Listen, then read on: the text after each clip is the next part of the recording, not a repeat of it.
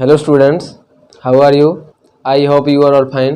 तो एक बार फिर से स्वागत है आपके इस प्यारे यूट्यूब चैनल ऑलराउंडर मिस 2.0 में, यहाँ पर आपको मिल रही हैं सभी प्रकार की क्लासेस। जैसा कि आपको पता है, आज आपकी जो ये क्लास होने वाली है वो होने वाली है इंग्लिश टॉपिक की। लेकिन अपना टॉपिक स्टार्ट करने से पहले, उस टॉपिक के बारे में बताने से पहले आपके सामने कुछ लाइन्स हैं, उनको देख लेते हैं। तो आज की लाइन्स क्या हैं? निंदा से घबराकर अपने लक्ष्य को न छोड़ें। लक्ष्य मिलते ही निंदा करने वालों की राय भी बदल जाती है। ठीक है ना? जो आज का समाज है वो लोगों को, उनका एक ही काम है, सफल व्यक्ति को सफल नहीं होने देते। ठीक है ना? और असफल व्यक्ति को वो जीने नहीं देते हैं। यदि आज आपके सामने परेशानियां आ रही हैं, लोगों की निंदा कर रहे हैं लोग आपकी, तो उनसे घबराएं नहीं। सिर्फ अपने लक्ष्य पर ध्यान केंद्रित करते हुए उसी की तरफ आगे बढ़ना है। ठीक है ना? तो निंदा से घबराकर अपने लक्ष्य को ना छोड़ें, क्योंकि लक्ष्य के मिलते ही जो आज आपकी निंदा करने वाले हैं ना, उनकी राय भी बदल जाएगी। ठीक है ना?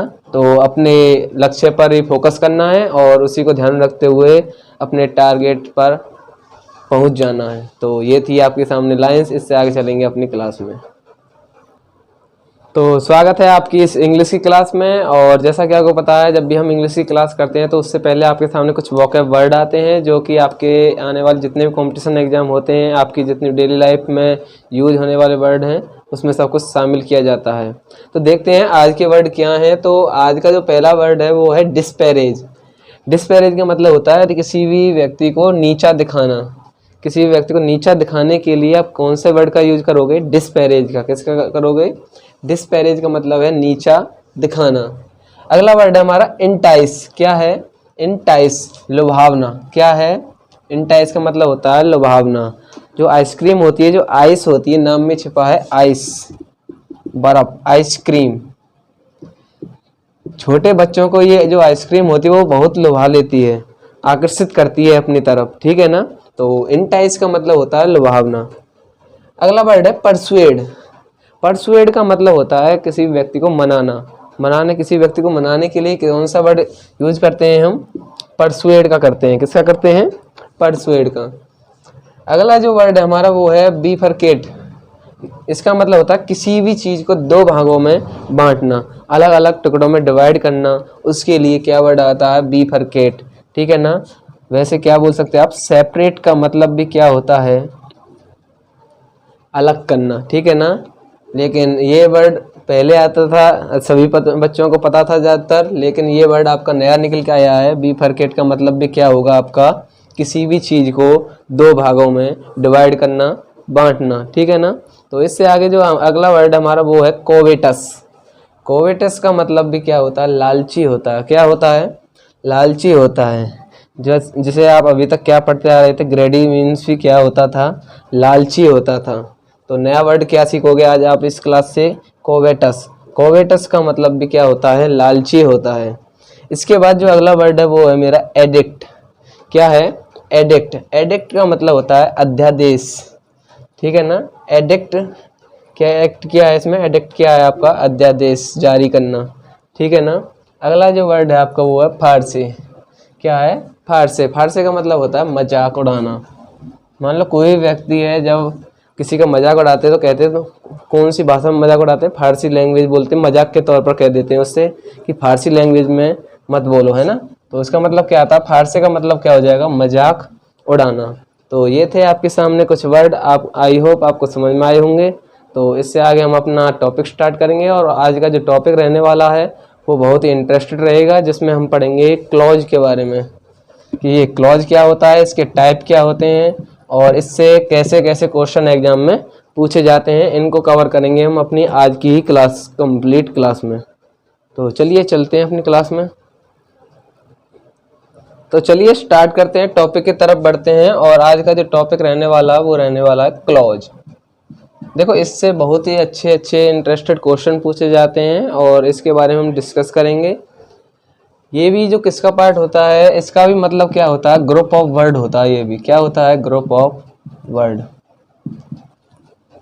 ग्रुप ऑफ वर्ड होता है, वर्डों शब्दों का ही समूह होता है। एक क्लॉज भी जैसे आपका सेंटेंस होता है, सेम उसी के इस प्रकार से देखा जाता है। जैसे इसमें आपका सब्जेक्ट होता है, एक सब्जेक्ट जरूर होगा और एक आपकी वर्ब जरूर होती है, ठीक है ना। कर्ता भी होगा आपका और एक क्रिया भी रहेगी, ठीक है ना। इतना समझ में आया। एक सब्जेक्ट होता है, एक आपकी वर्ब होती है। ये दोनों ही, जैसे आपका जो सेंटेंस होता है ग्रुप ऑफ वर्ड होता है, लेकिन एक कंप्लीट सेंस वाले जिनका कुछ मतलब होता है, ऐसे ही ये भी क्या होते हैं, कंप्लीट सेंस वाले होते हैं और मीनिंगफुल होते हैं,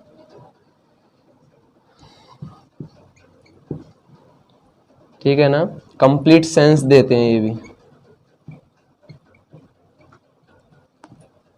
ठीक है। जैसे मैं आपके सामने एक एग्जांपल लिखता हूँ, हील ऑफ। दूसरा आपके सामने एग्जांपल लिखूंगा मैं, आई प्ले। देखो इसमें ही मेरा सब्जेक्ट है और लाफ मेरी वर्ब है, सब्जेक्ट भी है ऑब्जेक्ट भी है। क्या बोल सकता हूँ मैं इसको, क्लॉज बोल सकता हूँ, ठीक है ना। इसमें भी सब्जेक्ट है और आपकी वर्ब है, ये भी मेरा क्या है, क्लॉज है। देखो क्लॉज और सेंटेंस को समझने का सिर्फ एक ही मतलब है, वो क्या है, देखो आपके सेंटेंस के अंदर क्लॉज हो सकता है, क्योंकि जो सेंटेंस होता है वो हमें किसी भी चीज के बारे में कंप्लीट जानकारी देता है। सेंटेंस, इसमें आपके एक या दो से अधिक भी क्लॉज शामिल हो सकते हैं आपकी सेंटेंस के अंदर, लेकिन कभी भी क्लॉज के अंदर सेंटेंस नहीं होता है, क्योंकि सेंटेंस क्या होता है, किसी भी चीज के बारे में कंप्लीट जानकारी देना, ठीक है ना। सेंटेंस के अंदर क्लॉज हो सकता है, लेकिन क्लॉज के अंदर सेंटेंस कभी नहीं हो सकता, क्योंकि सेंटेंस में एक से दो आपके क्लॉज आ सकते हैं। कैसे समझेंगे, इसके लिए एक एग्जांपल है आपके सामने। वो एग्जांपल क्या है, जैसे मैं आपसे कह दूं, I remember what you said yesterday. देखो जैसे बहुत इजी एग्जांपल लिया मैंने, आई रिमेंबर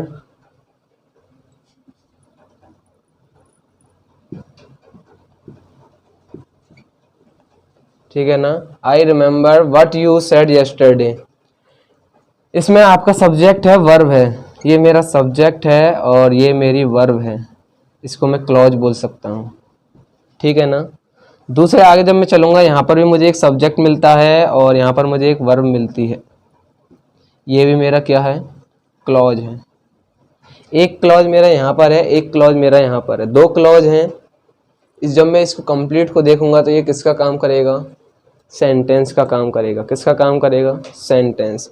ये कंप्लीट जानकारी देता है। आई रिमेंबर, मुझे याद है, क्या याद है मुझे, व्हाट यू सेड यस्टरडे, जो तुमने कल कहा था, ठीक है ना। कंप्लीट जानकारी मिल रही है ये, तो इसको मैं क्या बोलूँगा, सेंटेंस बोलूँगा। इस सेंटेंस में एक या दो से अधिक आपके क्या हो सकते हैं, क्लॉज हो सकते हैं, लेकिन कभी भी क्लॉज के अंदर सेंटेंस नहीं होता। जैसे मैंने इसमें कहा था ही लाफ, वह हंसता है, मुझे रीजन नहीं पता वह क्यों हंसता है, ठीक है ना।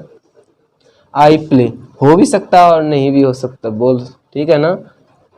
आई प्ले, मैं खेलता हूँ, ठीक है ना, ये भी आपका क्लॉज है, ये भी क्लॉज है। तो आई होप आपको इतना समझ में आया होगा। तो इससे आगे बात करेंगे इसके टाइप्स के बारे में, ये देखते हैं। तो आगे बात करेंगे इसके टाइप्स के बारे में कि क्लॉज कितने प्रकार के होते हैं। देखो मेनली आपके दो प्रकार के होते हैं, कि आपका इंडिपेंडेंट क्लॉज होता है और एक आपका डिपेंडेंट क्लॉज होता है, ठीक है ना। जो इंडिपेंडेंट क्लॉज होता है, इसको बोलते हैं स्वतंत्र क्लॉज होता है, अपने आप स्वतंत्र, ठीक है ना। ये किसी पर डिपेंड नहीं होता है, एक क्लॉज दूसरे क्लॉज पर ये डिपेंड नहीं होगा, ये अपने आप में ही कंप्लीट होता है। इसी को बोल देते हैं हम मेन क्लॉज। क्या बोल देते हैं, मेन क्लॉज, ठीक है ना। जैसे मैं आपसे एक बात करूं एक एग्जांपल के थ्रू, जैसे एग्जांपल है आपका, our planet revolves around the sun, जो हमारा ग्रह है वो सूर्य के चारों तरफ चक्कर लगाता है, ठीक है ना। नॉर्मली बात है, कंप्लीट बात है, अपने अंदर कोई ये जो मेरा क्लॉज है ये किसी और के लिए डिपेंड नहीं है, इसमें इसी के अंदर ही कंप्लीट हो चुकी है बात। वो क्या है, जो हमारा ग्रह है वो सूर्य के चारों ओर चक्कर लगाता है, यहीं पर हमारी बात खत्म हो जाती है, ठीक है ना। जैसे दूसरा एग्जांपल मैं आपसे कह दूं, he wants to travel the world, वह संसार की यात्रा करना चाहता था। क्यों करना चाहता था, यहाँ तक अधूरा था, आगे बात क्या कहता है वो। He wants to travel the world to see wonderful sights, ठीक है ना। क्या देखने के लिए, जो सुंदर चीज़ें हैं, साइट दृश्य हैं, उनको देखने के लिए वो वर्ल्ड संसार का ट्रैवल करना चाहता था। ये कैसे क्लॉज में आ जाते हैं, आपके इंडिपेंडेंट क्लॉज में आ जाते हैं, ठीक है ना। मेनली आपका इसी से समझ में आ गया होगा। तो आगे बात कर देते हैं हम, डिपेंडेंट क्लॉज कौन से होते हैं। बेटा डिपेंडेंट क्लॉज जो होता है वो होता है जो एक क्लॉज होता है ना, पहला वाला जो क्लॉज है वो दूसरे क्लॉज पर डिपेंड होता है। मतलब हर एक क्लॉज एक दूसरे क्लॉज के बिना क्या होता है, अधूरा होता है। क्या होता है, अधूरा होता है, ठीक है ना। जब हम डिपेंडेंट क्लॉज की बात करते हैं तो उसमें जो सबसे पहले हम पढ़ेंगे वो पढ़ते हैं नाउन क्लॉज के बारे में। एक आपका नाउन क्लॉज होता है, एक आपका एडजेक्टिव क्लॉज होता है और एक आपका एडवर्ब क्लॉज होता है। जो आपका नाउन क्लॉज, जो आपका डिपेंडेंट क्लॉज है ना, वो होता है आपका नाउन क्लॉज। 3 प्रकार से डिवाइड होता है ये। दूसरा डिवाइड होता है ये एडजेक्टिव क्लॉज में, और तीसरा ये डिवाइड हो जाता है एडवर्ब क्लॉज में, ठीक है ना। नाउन क्लॉज संज्ञा क्लॉज कौन से होते हैं, विशेषण क्लॉज कौन से होते हैं, एडवर्ब क्लॉज कौन से होते हैं, इनके बारे में डिस्कस करेंगे। और यहीं से आपके एग्जाम में, जितने कॉम्पिटिशन एग्जाम में, यहीं से आपका क्वेश्चन बनाया जाता है। तो सबसे पहले बात करते हैं नाउन क्लॉज। नाउन क्लॉज कौन से होते हैं, नाउन क्लॉज ऐसे क्लॉज होते हैं जो किसकी तरह एक्ट करते हो, नाउन की तरह। और नाउन क्या होता है, इस यूनिवर्स में जिस किसी का भी कुछ भी नाम है, जिसका कुछ भी नाम रख दिया गया हो, चाहे कोई व्यक्ति है चाहे वस्तु है, वो सब कुछ किसके अंदर में आता है, नाउन के ही अंदर में आता है। That act as a noun, ऐसे क्लॉज जो किसकी तरह एक्ट करते हो, नाउन की तरह एक्ट करते हो, संज्ञा की तरह एक्ट करते हो। जैसे एग्जाम्पल समझें, आई बिलीव, ये मेरा सब्जेक्ट और ये मेरी वर्ब, क्लॉज हो गया, क्लॉज हो गया, ठीक है। दैट, आई बिलीव, मुझे विश्वास है, दैट की, क्या विश्वास है मुझे, यहाँ तक मेरी बात अधूरी थी, ठीक है ना।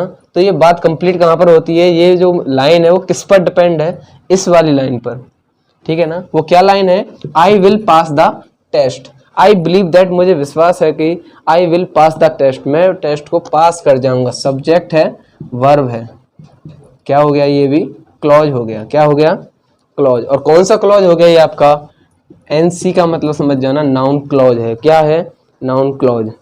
आई सब्जेक्ट है, यहाँ पर भी सब्जेक्ट है, सब्जेक्ट और वर्ब किसकी तरह एक्ट कर रहे हैं, क्या एक्ट कर रहे हैं, नाउन के थ्रू, ठीक है ना। नाउन पर ही डिपेंड है यहाँ पर सब कुछ। वो क्या है हमारा, आई, क्योंकि आई आपका प्रोनाउन होता है, और प्रोनाउन वो किसकी तरह एक्ट करता है, आपका नाउन की जगह पर ही आपका प्रोनाउन यूज होता है। अगला है आई थॉट। आई थॉट में क्या सोचता हूँ, व्हाट शी वोर वाज ब्यूटीफुल, मैंने सोचा जो उसने पहना था ना वो क्या था, सुंदर था। जो वस्त्र उसने पहने थे वो कैसे थे, सुंदर थे। तो यहाँ पर ये मेरा सब्जेक्ट है, ये मेरी वर्ब है। सब्जेक्ट वर्ब है तो क्या बन गया, एक क्लॉज बन गया। और यहाँ पर भी सब्जेक्ट वर्ब है तो क्या है, ये भी क्लॉज है। लेकिन ये कैसा क्लॉज है, आई है, सी है, कैसा क्लॉज है आपका, ये नाउन क्लॉज है।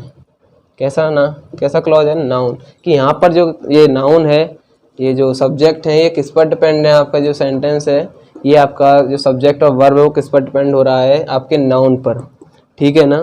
तो ये ऐसे क्लॉज होते हैं जो डिपेंड ही, जो किसकी तरह एक्ट करते हो, नाउन की तरह एक्ट करते हो, इन्हें ही बोलते हैं हम नाउन क्लॉज। तो ये भी कैसा क्लॉज है, नाउन क्लॉज है, ठीक है ना। लास्ट है आपका डू यू नो, क्या तुम जानते हो। यहाँ तक ये बात अधूरी थी, ये किस पर निर्भर है, दूसरी वाली लाइन पर। दूसरी वाली लाइन क्या है, what the weather will be, जो आज का मौसम है वो क्या होगा। तुम क्या जानते हो जो आज का मौसम वो कैसा होगा, ठीक है ना। ये दोनों ही क्लॉज एक दूसरे पर डिपेंड है, इसलिए किसके अंतर्गत आते हैं, ये डिपेंडेंट क्लॉज के अंदर। और वैसे ये कौन सा टाइप है आपका, ये नाउन क्लॉज का है। किसका है, नाउन क्लॉज। तो आपने 2-3 एग्जाम्पल से देख लिए, तो मुझे उम्मीद है कि आपको ये नाउन क्लॉज समझ में आया होगा। आपको सिर्फ इसमें इतना समझना है, ये ऐसे क्लॉज होते हैं जो आपके मेनली किसकी तरह एक्ट करते हो, नाउन की तरह। तो इससे आगे हम बात करेंगे कि हमारा एडजेक्टिव क्लॉज कौन सा होता है और एडवर्ब क्लॉज कौन सा होता है। तो डिपेंडेंट क्लॉज का तो दूसरे टाइप में देखेंगे, नाउन क्लॉज मैंने समझा दिया है, आई होप आपको समझ में आया होगा। तो दूसरे में देख लेते हैं एडजेक्टिव क्लॉज। आपका जो विशेषण वाला क्लॉज होता है वो कौन सा होता है। देखो इसकी सबसे अच्छी पहचान क्या होती है, इसमें जो आपका सेंटेंस है ज़्यादातर किससे जुड़ा रहता है, हु से, हुम से, विच से और दैट से, ठीक है ना। तो हु, हुम, विच और दैट, इसको पहचानते कैसे हैं, यही इसकी पहचान होती है। ज़्यादातर जो सेंटेंस होते हैं इनको आराम से कर लेते हैं। इसकी डेफिनेशन क्या लिखोगे, इट इज़ दैट क्लॉज, ये ऐसे क्लॉज होते हैं which act as an adjective, जो आपके किसकी तरह एक्ट करते हो, एडजेक्टिव तरह, विशेषण की तरह। मतलब आपका जो सब्जेक्ट और जो वर्ब है वो दूसरे सब्जेक्ट और वर्ब की क्या बताता है, विशेषता बताता हो। क्या बताता हो, विशेषता, कुछ ना कुछ उसके बारे में कहता हो। जैसे द बॉय, वो लड़का, हु यू सा एट द बस स्टैंड, जो तुमने देखा था किस पर, बस स्टैंड पर, कमिटेड ए रोबरी, मतलब रोबरी मतलब चोरी करना, डकैती करना, कमिटेड होने, उसने जो की थी, जो डकैती लूट मार की थी वो उसने देखा था। मतलब ये वो लड़का है जिसको आपने कहाँ देखा था, बस स्टॉप पर देखा था रॉबरी करते हुए, ठीक है ना। तो आप जो ये मेरा सब्जेक्ट है, ये भी मेरा सब्जेक्ट वाला है और ये मेरा वर्ब वाला है, ठीक है ना। ये इसमें इसके बारे में क्या बताया गया कि मतलब ये वो लड़का है जिसने बस स्टॉप पर रॉबरी की थी, ये उसके बारे में बता रहा है। किसी भी जो मेरा पहला ये सब्जेक्ट और वर्ब जब दूसरे सब्जेक्ट और वर्ब के बारे में कुछ बताए, वो उसकी विशेषता बताए, उसके बारे में कुछ भी कहे, वो किसका काम करता है, एडजेक्टिव क्लॉज का। और वैसे भी इसमें क्या वर्ड आया हुआ है आपका, हु वर्ड आया हुआ है। क्या आया हुआ है, हु वर्ड, ठीक है ना।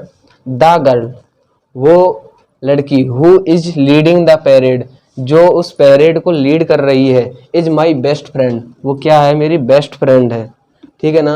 इस लड़की के बारे में क्या बताया गया है कि ये जो वो लड़की है ना, वो उसको पैरेड कर रही है, वो क्या है, उसकी बेस्ट फ्रेंड है, ठीक है ना। तो वैसे ही वर्ड क्या आया है यहाँ पर, हु आया है। तो कैसा है ये आपका एडजेक्टिव क्लॉज है।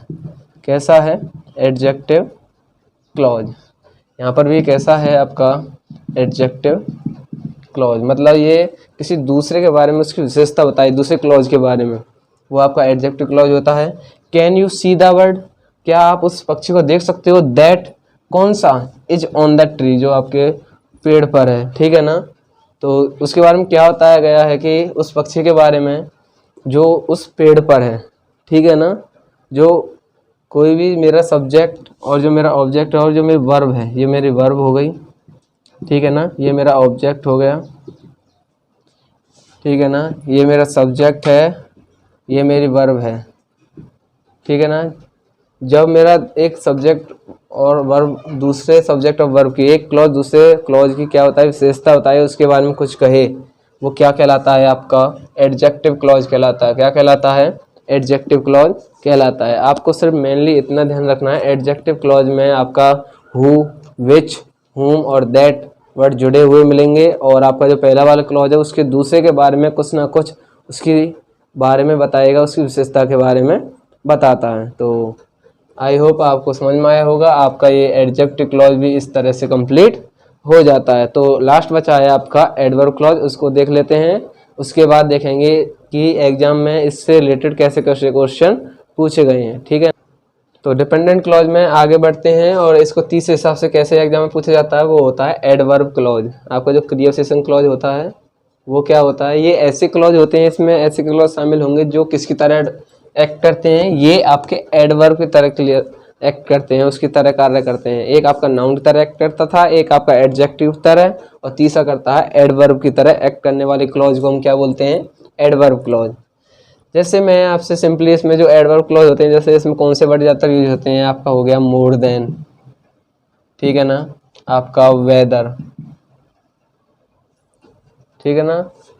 मतलब ये एक हिसाब से दूसरे से थोड़ा सा कंपेयर करने की कोशिश करता है, उसके बारे में कुछ अच्छा बताने की कोशिश करता है। जैसे सी लाइक्स द रेड कार, वह रेड कार को पसंद करती है मोर देन हर हस्बैंड, अपने पति की तुलना में, ठीक है ना, उससे अधिक क्या पसंद करती है वो? रेड कार को, ठीक है ना। तो ये कौन सा आपका हो जाता है? मोर देन वर्ड आ रहा फिर भी, तो क्या लिखोगे आप इसमें? एडवर्ब क्लॉज, ठीक।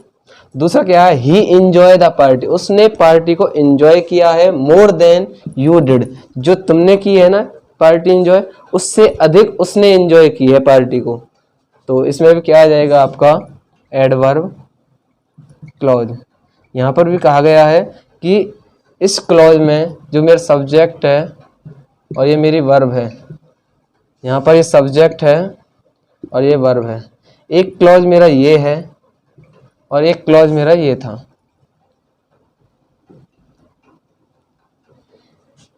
इस क्लॉज की अपेक्षा में इस क्लॉज ने अधिक पार्टी को एंजॉय किया था, मतलब इस सब्जेक्ट और वर्ब की अपेक्षा में इसने अधिक एंजॉय किया था पार्टी में। ही एंजॉय द पार्टी, उसने पार्टी को एंजॉय किया मोर देन यू डिड, जो तुमने एंजॉय की थी, जो तुमने की थी ना, उससे अधिक किसने एंजॉय की थी? ही एंजॉय द पार्टी, उसने की थी। तो ये कौन सा आपका हो जाएगा? एडवर्ब क्लॉज हो जाएगा। अगला है वेदर यू लाइक इट और नॉट, चाहे तुम उसे पसंद करो या नहीं करो, यू हैव टू गो, तुम्हें जाना ही होगा। चाहे तुम पसंद करो या नहीं करो, तुम्हें जाना ही होगा। तो ये भी कौन सा क्लॉज हो जाएगा आपका बेटा? ये भी आपका हो जाएगा एडवर्ब क्लॉज। कौन सा हो जाएगा? Adverb clause. वैसे भी यहाँ पर कौन सा वर्ड दिख गया आपको? वेदर वर्ड दिख गया, तो यहाँ पर भी आपको कौन सा आता है? Adverb clause. आई होप आपको इतना समझ में आया होगा कि आपका नाउन क्लॉज कौन सा होता है, एडजेक्टिव क्लॉज कौन सा होता है और एडवर्ब क्लॉज कौन सा होता है। तो इससे आगे हम आपके सामने कुछ 4-5 क्वेश्चन रखूंगा, वो होते हैं प्रैक्टिस के लिए कि आपके एग्जाम में कैसे कैसे क्वेश्चन पूछे जाते हैं और आप उनका आंसर किस हिसाब से दोगे। तो चलिए चलते हैं अपने क्वेश्चन की तरफ। तो पहला क्वेश्चन क्या है आपकी प्रैक्टिस का? ये पहला क्वेश्चन है, choose the gift for whomever you want, जिसके लिए आप चाहते हो ना, तो उसके लिए गिफ्ट चूज कर लो। तो यहाँ पर बात किसके बारे में कर रहे हैं हम? किसी और अन्य के बारे में। वो क्या है आपका? एक नाउन है, ठीक है ना। तो आपका एक ऐसा क्लॉज हो जाएगा, ये नाउन क्लॉज हो जाएगा, ये जिसके whomever you want, जिसके लिए आप चाहते हो ना, चूज द गिफ्ट, किसके लिए? जिसके लिए आप चाहते हो उसके लिए आप गिफ्ट चूज कर सकते हो। वो क्या है आपका? नाउन है। जब ये नाउन की तरह एक्ट करेगा तो ये कौन सा क्लॉज कहलाएगा? नाउन क्लॉज कहलाएगा। ऐसे ही क्वेश्चन पूछा जाता है, आपको ऑप्शन मिलेगा नाउन क्लॉज है, एडजेक्टिव क्लॉज है, एडवर्ब क्लॉज है, या फिर इनमें से कोई नहीं है। तो उसमें से आपको क्या लगाना पड़ेगा? ये कैसा क्लॉज है? यदि आपको ये सेंटेंस मिल जाए ऐसे, तो आपको टिक लगाना पड़ेगा किस पर? नाउन क्लॉज पर। किस पर? नाउन क्लॉज पर, ठीक है ना। जो सेकंड है हमारा, सेकंड एग्जांपल क्या कह रहा है? द बुक, वह पुस्तक, that is on the table, जो कहाँ पर है? टेबल पर है। बिलोंग टू राम, वो किससे बिलोंग करती है आपकी? राम से बिलोंग करती है, ठीक है ना। जो बुक आपकी टेबल पर है ना, वो किससे बिलोंग कर रही है आपकी? राम से बिलोंग कर रही है, ठीक है ना। तो ये कैसा हो जाएगा आपका? ये जो आपका नाउन कहलाता है, ये कहलाएगा आपका एडजेक्टिव क्लॉज। कैसा कहलाएगा? एडजेक्टिव क्लॉज, ठीक है ना। अगला क्या है आपका? माई ग्रेटेस्ट एसेट, मेरा महान एसेट क्या है? इज हार्ड वर्क, किसके बारे में बात कर रहे हैं? किसके अंडर में आता है? नाउन के अंडर में आता है। तो ये कौन सा हो जाएगा? नाउन क्लॉज हो जाएगा ये, कि किसी के बारे में बात करना। माई ग्रेटेस्ट एसेट इज, मेरा जो महान एसेट है, कार्य, वो क्या है? हार्ड वर्क है, ठीक है ना।